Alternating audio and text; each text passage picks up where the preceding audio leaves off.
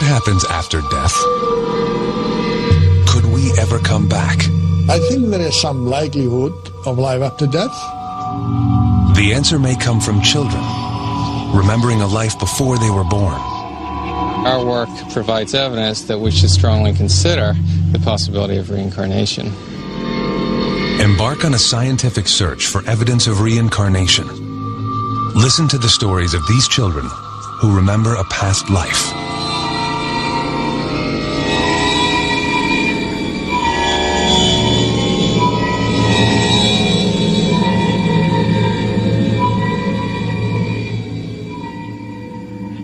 Is there life after death? An age-old question. Stories like the one of this girl, who claims to have drowned and is now reborn. Or this 6-year-old boy, who thinks he used to be a New York policeman killed in the line of duty. Or this boy, who remembers having lived as his own grandfather. But what if there were reincarnation cases that would not ultimately rely only on the memories of young children?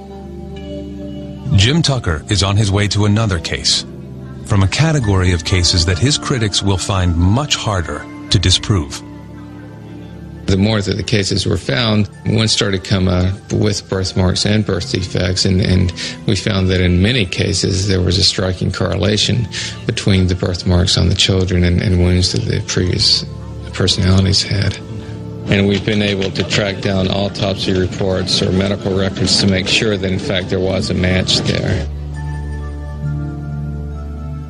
For the first time, these birthmarks provide a physically verifiable piece of evidence suggesting reincarnation. We don't have a lot of American cases that have the birthmarks or birth defects along with the memories. We do have some, but it's unusual, so we certainly like to investigate all those that we can.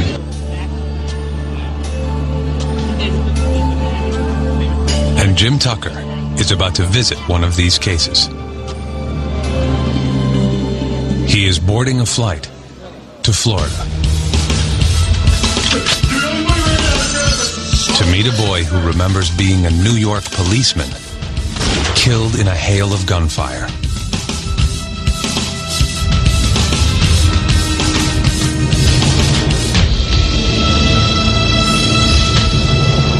When I was big, I was a police officer.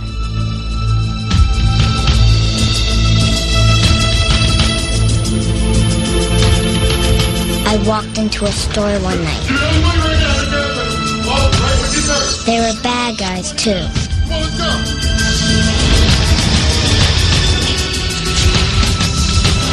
They shot me dead. Give me your money now.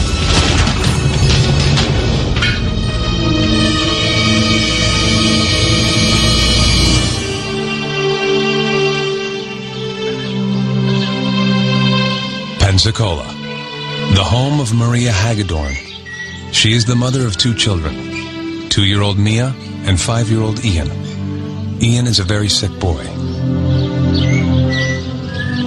What kind of dress do you like to wear? Maria Hagedorn's son suffers from a very rare heart disease. If he exerts himself too much, he struggles for air and faints.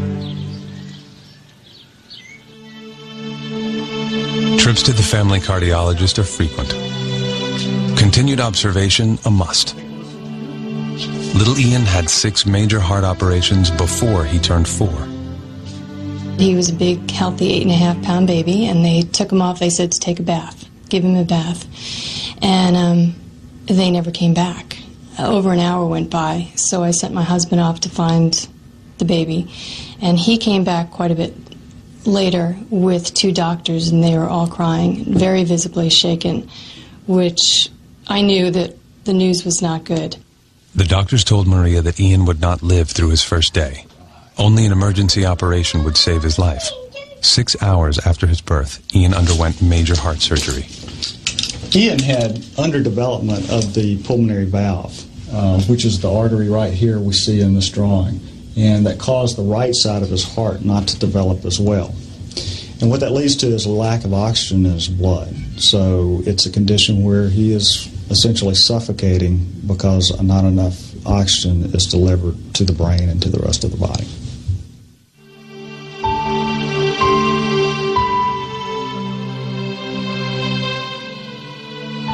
Ian's surgery went well. After almost 9 hours, a team of doctors managed to repair the valve. But the underdevelopment of the right side of his heart would take time and more operations.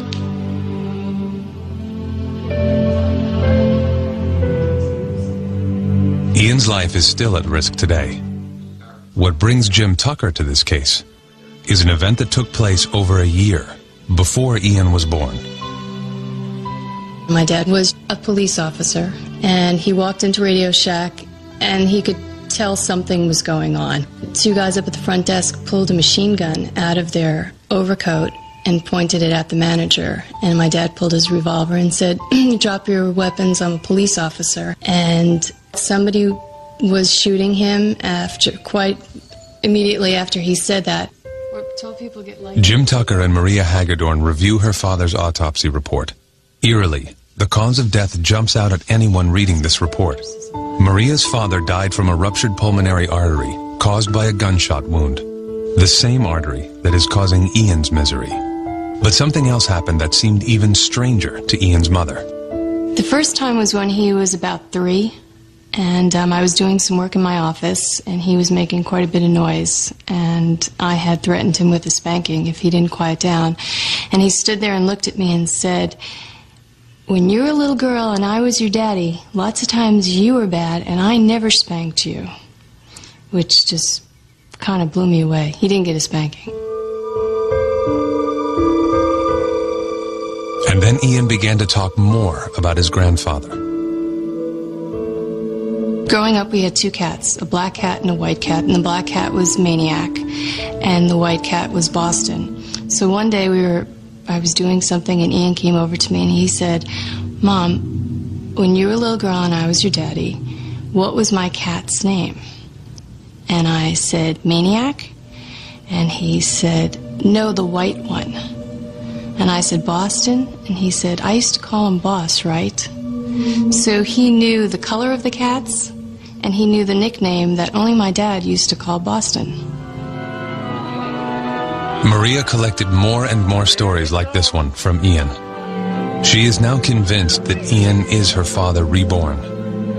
It isn't only the stories, but the physical evidence, the correlation between Ian's heart disease and her father's mortal wound, that has removed all doubt from her mind. Much of these cases often involves memories and statements and behaviors.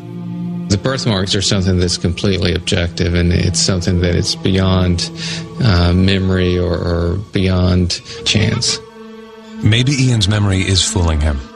Perhaps his random statements are connected to his grandfather by pure luck. But it's the combination of memory and physical evidence that is so convincing. I didn't want to go back, but God just gave me to you. God gave you to your mom? Yes. Even though you didn't want to come back? The case of Ian Hagedorn demands the question, what does all this evidence mean?